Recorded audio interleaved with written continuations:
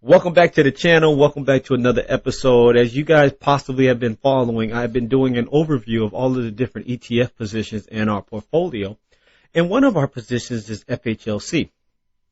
I was actually made aware of this position at the end of December of 2020 going into January 2021. I was planning on putting about $50,000 into the market at that time and wanted to allocate those dollars across multiple different industries. Of course, with COVID and everything going on at that time and being prominent in the news outlets and medias and things of that nature, healthcare came across my board. So I started doing some research and trying to find, what type of ETF I wanted to get in that would kind of encompass all of the different healthcare aspects. Traditional, just over-the-counter medicine, vaccines, healthcare insurance, things of that nature. And I was able to find FHLC. And so today I want to go over the expense ratio, different major holdings of that, the role that it plays in our particular portfolio, and then discuss with you how happy I've actually been with this particular holding. Out of all of the 10 holdings in our buy and hold, this one was positive last year, even going into the kind of downfall that we started seeing at the end of November and through December. And of course, now here in January, it has been a shitstorm in the investment market. So let's not waste no time. I'll talk to you on the back end of this introduction, and let's get right into it.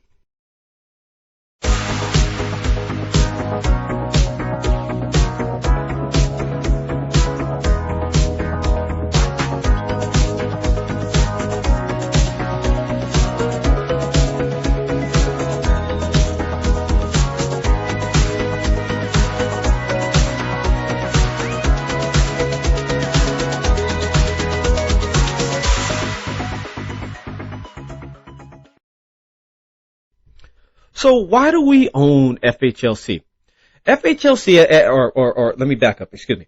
So, as I said, January 2021, we put $50,000 into the market. We had 3 positions in our buy and hold. They got 8,000 SMH, QCLN, and then cannabis. Of the remaining 10,000, we did $2,000 increments for 5 ETFs. You have seen the IYC video, and now this is the FHLC video that also got $2,000. And so at the beginning of last year, we had a different portfolio allocation and a different strategy. And so we were only doing $200 a month in this particular ETF. And we actually paused for a couple months in the first quarter of last year. I think we only put money in. We put the $2,000 in January. We did in February. Then we stopped for March and April and then resumed. And then come third quarter, we increased to $300 for the year, or for $300 per month. As I mentioned at the beginning of the introduction of this video, this particular ETF was actually positive for the year, north of 12%. I want to say it closed the year about 14, got as high as about 17. But as I mentioned at the end of the year in December, it kind of fell off a little bit and retracted some of those gains. However, very happy with the position. Do honestly wish I put a little bit more in at the beginning of the year. However, we are DCAing through this period and continuing to increase our exposure in our allocation, or not our allocation, but increase the dollars invested on a month-over-month basis. So FHLC is going to handle all of your different healthcare services, products, vaccines, as you see here, medical insurance, drugs, anything that has to do with healthcare, from hospital to pharmacy to, again, over-the-counter stuff that you can get at Walmart, Target, whatever the case may be. Johnson & Johnson, Merck. You got, who else am I forgetting? Let's just slide on over to the next one. Pfizer, oh my God, United Health Group. So those are some of the major holdings of FHLC. The role in our particular portfolio is what I call the defensive role. I always correlate our different ETF positions as somewhat the soccer positions on a soccer field. You have your offense, your defense, and your goalie. So the offense are going to be your 15, 18% plus guys.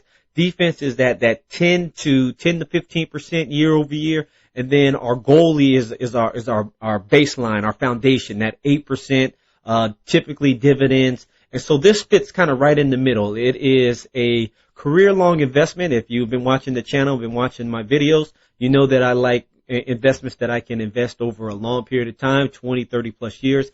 Healthcare isn't going anywhere, especially with this COVID COVID situation and pandemic that we are witnessing, especially on the hospital, medical insurance side, vaccine side. This has really given a lot of those companies exposure to, sad to say, but increased earnings and just increased growth within the corporations.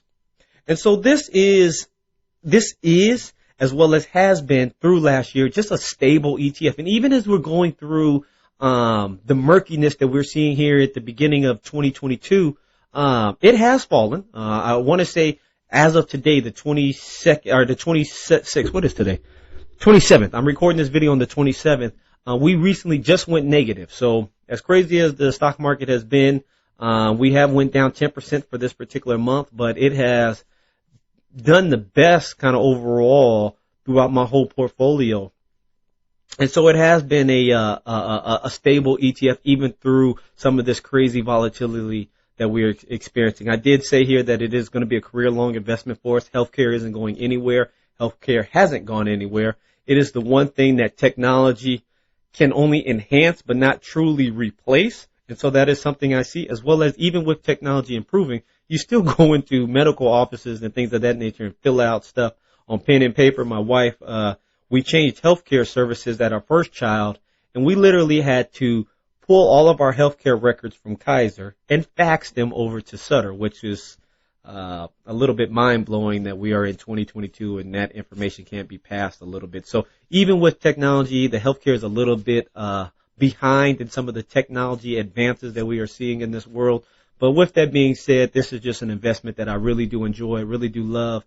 It's going to be this 12+% for the rest of my life, and just going to be something that I know is still going to be around in 30, 40, 50 years, and I'm never going to have to sell this particular ETF. I can live off some of the dividends. The dividend is, I think, 1.25% at the time of this recording, and is constantly growing year over year, and even paid out its dividends through the COVID crisis.